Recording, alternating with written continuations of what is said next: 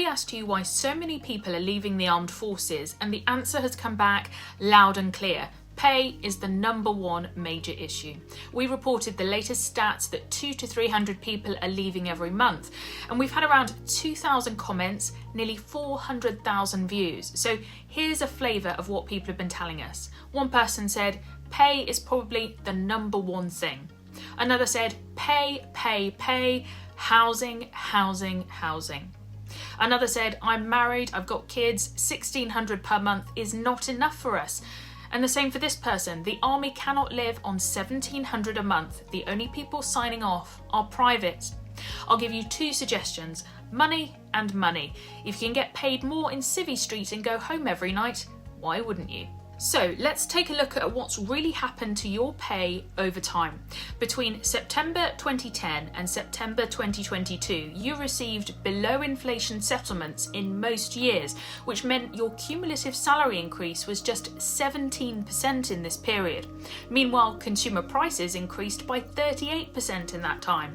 So that means in that 12-year period, prices went up by more than twice as much as the increase in forces pay. Since then, the new government has given you a 6% pay rise, the highest in 22 years. So we wanted to take a look at how your starting pay compares to the rest of the public sector. We've been crunching the numbers, so take a look at these results.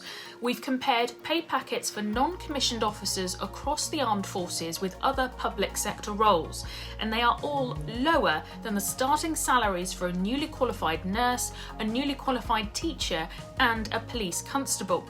The difference is actually several £1,000s. So an Army Private, an RAF AS2, a Royal Navy rating start on £25,200, which is a take-home pay per month of around £1,784, whereas a newly qualified teacher starts on £31,650 and takes home more than £2,160.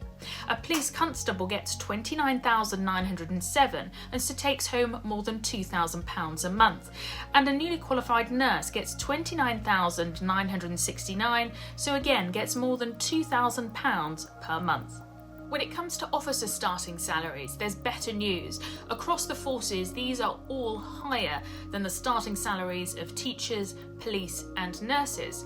Officers training at Sandhurst get paid £33,183. Officers in the RAF enter on £33,100. And the starting salary for the Royal Navy is £33,000.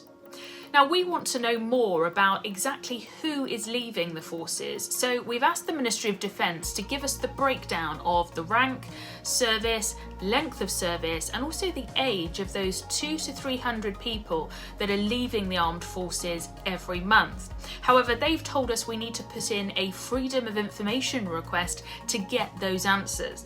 It normally takes around a month to get a response to an FOI, so we will update you as soon as we have that information.